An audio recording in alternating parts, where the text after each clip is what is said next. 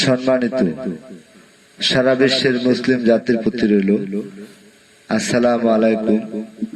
হিন্দু জাতির প্রতি রইল আমাদের পক্ষ থেকে আদাব ও নমস্কার। অন্যান্য জাতির প্রতি রইল আমাদের পক্ষ থেকে আন্তরিক শুভেচ্ছা ও ভালোবাসা। আজকে আমি যে বিষয়টি আপনাদের সামনে তুলে ধরতে যাচ্ছি সেটা হলো আমাদের কবিরাজদের ব্যাপারে কিছু কথা বলতে চাই। সেটা হলো, ভাই আপনি কবিরাজি বিদ্যা শিখেছেন, কবিরাজি করেন, মানুষের কাছে টাকা পয়সা নেন, কিন্তু এমনটা করিয়েন না যে যেটা হবার নয় সেটাও আপনি করে দিচ্ছেন। এভাবে 1 ঘন্টা 2 ঘন্টা 3 ঘন্টা 12 ঘন্টা 24 ঘন্টার সময় নিয়ে মানুষের কাছ থেকে টাকা হাতিয়ে নিচ্ছেন। এটা কিন্তু একেবারে ঠিক না। দুনিয়াটা একদিনের না। আজকে আপনি জীবিত আছেন, কালকে মারাও যেতে পারেন। আপনি যে একজন মানুষের কাছ থেকে টাকা পয়সা নিচ্ছেন, এই যে টাকা পয়সাগুলো নিয়ে আপনি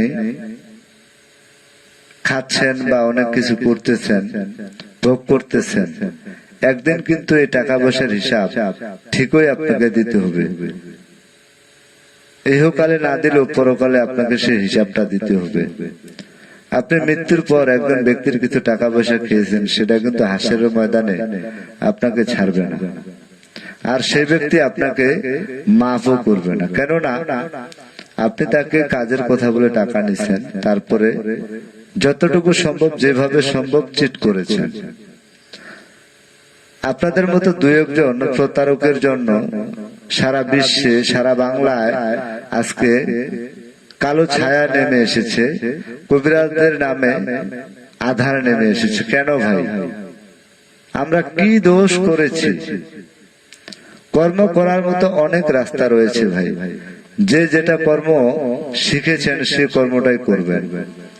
অযথা মানুষের কাছ থেকে টাকা পয়সা নিয়ে মিথ্যা কথা বলে, কিরা কসম কেটে, পিরিতের আলাপ করে মজার মজার কথা বলে টাকা নিচ্ছেন। তারপরে এই যে চিট করতেছেন, মোবাইল নাম্বার বন্ধ অথবা ব্ল্যাক লিস্টে অথবা মোবাইলটাই বন্ধ, এটা কিন্তু ঠিক না। আপনি অনেক কবিরাজ তো প্রতারক, সেটা আছে। আমাদের কিছু কবিরাজ আমরা রয়েছি, আমি কিছু কিছু কাজ পারি, কিছু কিছু তদবির বা চিকিৎসা বা যে ভাষায় আপনি বুঝেন না কেন, যেটা পারি সেটা তো করতে পারি। কিন্তু হয়তো দেখা গেল আজকে আমি একটা কাজ পারি না, সে কাস্টমারটা আমার কাছে এসেছে বা আমার বাড়িতে এসেছে বা আমার মোবাইলে কল দিয়ে পরামর্শ করেছে। আমি কিন্তু যেটা আমার দ্বারা সম্ভব না, আমি সরাসরি বলে দিই, ভাই আমি এই কাজটা করতে পারি না বা এটা আমার পক্ষে করা সম্ভব না, আপনি অন্য কোথাও চেষ্টা করেন। তাহলে আমার মনে হয় কাস্টমারটা আপনাকে সম্মান করবে। যদিও আপনি তার কাজ না করেন, তার চোখে আপনি সম্মানের দৃষ্টিতে থাকবেন, আপনাকে সারা জীবন শ্রদ্ধা করবে, সম্মান দিবে। আর এই যে 2000, 4000, 5000 টাকা মানুষের কাছ থেকে নিয়ে আপনি এই যে চিট ব্যবসা করেন, এটা একেবারে ঠিক না। আপনি যে কাজটা পারেন, লিগালে বাস্তবে যে কাজটা পারেন, আপনি সেটার জন্য 10 টাকার জায়গায় কাস্টমারের কাছে যদি 20 টাকাও নিয়ে থাকেন, তারপরেও সেটা মেনে নেওয়া যায়। আমি আপনার কাজ করে দিচ্ছি, 10 টাকার জায়গায় 20 টাকা নিচ্ছি, আপনার ভালো লাগছে, আপনি আমাকে টাকা দিচ্ছেন, সেটা মেনে নেওয়া যায়। কিন্তু এমনটা না যে টাকা পয়সা নিলেন, কোনো কাজই করলেন না, বিভিন্ন রকম কৌশল অবলম্বন করে চিট করলেন। আর এরকম 2-1 জন প্রতারকের জন্য আর 2-1 জন কবিরাজের জন্য সারা বিশ্বের, সারা বাংলার কবিরাজদের নামে আজকে বদনাম। আপনার কাছে আমার অনুরোধ থাকলো, ভাই এই ধরনের চিট ব্যবসা ছেড়ে দেন। আপনি যেটা পারেন সেটাই করেন, যেটা পারেন না সেটা পারি বলে কারোর সাথে কথা দিয়েন না। বেশি কিছু আমি বলতে চাচ্ছি না, কারণ আমি একজন সাধারণ কবিরাজ, ছোট্ট কবিরাজ। কে শুনে আমার কথা? আমার কি মূল্য আছে? তারপরেও মনের আবেগ, বিবেক, কিছু প্রশ্ন আমার থাকে। তাই ছোট্ট মানুষ হিসেবে, একজন সাধারণ ছোট্ট কবিরাজ হিসেবে আমি আপনাদের কাছে জোর হাত করে বলছি, আপনারা কেউ চিট ব্যবসাটা করবেন না। আপনি যতটুকু কর্ম শিখেছেন তার ভিতরেই থাকেন।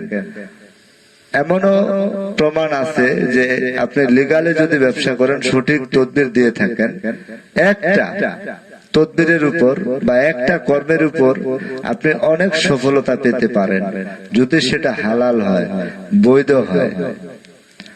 আর যদি আপনি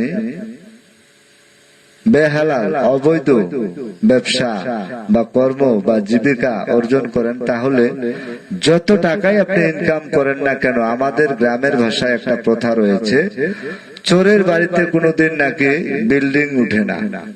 আরেকটা কথা রয়েছে, চোরের 10 দিন, গৃহস্থের 1 দিন। যাক, আর বেশি কথা বলে আমি কারো মনে কষ্ট দিতে চাই না। সারা বিশ্বের যত ধর্মের, যে কোনো ধর্মের, যে কোনো ধরনের কবিরাজদের সকলের প্রতি আমার রইল আসসালামু আলাইকুম। এবং সবার প্রতি আমার অনুরোধ থাকলো, আপনি নিজেও ভালো থাকুন, সুস্থ থাকুন, আরেকজনকে ভালো থাকার জন্য সহযোগিতা করুন।